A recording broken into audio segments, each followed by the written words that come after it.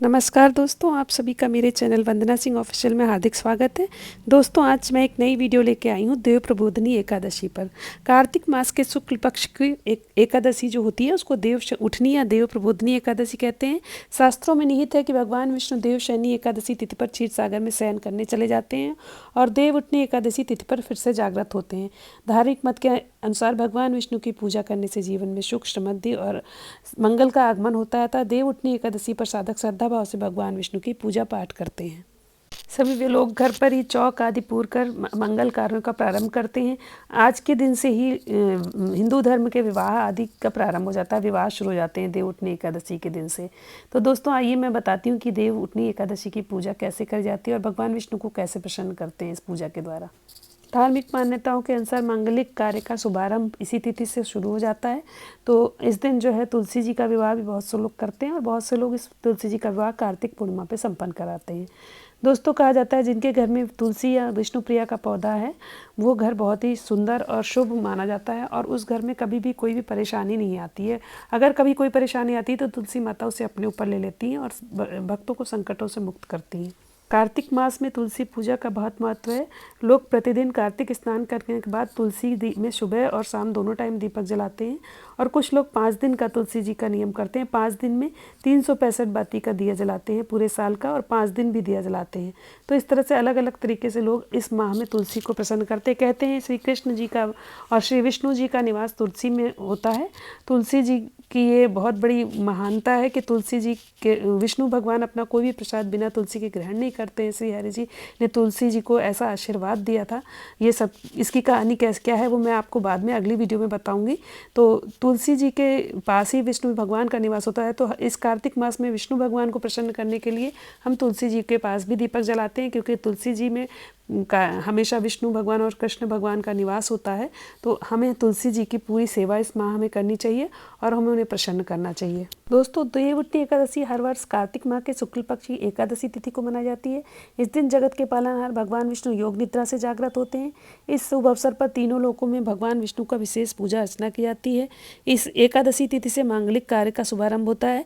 शास्त्रों में निहित है कि भगवान विष्णु देव शनि एकादशी तिथि पर क्षीर सागर में शयन करने चल जाते हैं और देव उठनी एकादशी तिथि पर फिर से जागृत होते हैं। धार्मिक मतों के अनुसार भगवान विष्णु की पूजा करने से जीवन में सभी मंगल कार्य संपन्न होते हैं। अतः देव उठनी एकादशी पर साधक श्रद्धा भाव से भगवान विष्णु की पूजा करते हैं। हालांकि देव उठनी तिथि को लोग दुविधा में है। आइए देव उठनी एकादशी की सही तिथि, मुहूर्त एवं पंचांग की बात करते हैं। आपको मैं बताती हूँ कि इसकी शुभ मुहूर्त क्या है और उसका सही तिथि क्या है। दोस्तों, पंचांग के अनुसार कार्तिक माह के शुक्ल पक्ष की एकादशी की तिथि का प्रारंभ 22 नवंबर को देर रात 11:03 से शुरू होगा और अगले दिन यानी 23 नवंबर को 9:01 पर समाप्त होगा। इसी समय से द्वादशी तिथि शुरू होगी। इसके लिए देव उठनी एकादशी तिथि जो है 23 नवंबर को मनाई जाएगी। वहीं तुलसी विवाह 24 नवंबर को करा जाएगा। सभी साधक एकादशी व्रत का पारण 24 नवंबर को सुबह 6:51 से लेकर 8:57 मध्य कर सकते हैं। इस समय आप सभी जरूरतमंदों को दान अवश्य करें। दोस्तों, सूर्योदय सुबह 6:50 पर और सूर्यास्त शाम 5:25 पर होगा। चंद्रोदय दोपहर 2:44 पर, चंद्रास्त सुबह 3:27 पर होगा।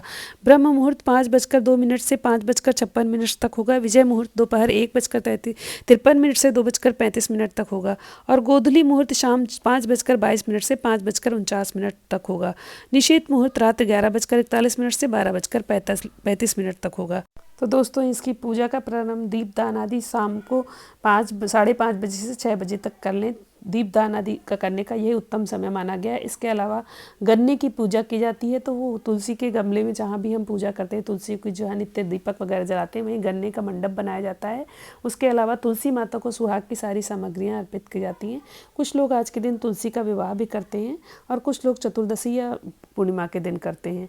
इस दिन जो है माता तुलसी को प्रसन्न करने के लिए और भगवान विष्णु को प्रसन्न करने के लिए देव के उठने के उत्सव में चौक बनाया जाता है। घर में सभी कमरों के आगे चौक बनाते हैं या तुलसी माता के आगे एक सुंदर सा चौक जरूर बनाते हैं। प्राचीन समय से ये परंपरा चली आ रही है चौक बनाने की, क्योंकि इस दिन देव जगाए जाते हैं, देव उठाए जाते हैं और इनका पूजन किया जाता है और दीपदान का भी विशेष महत्व है।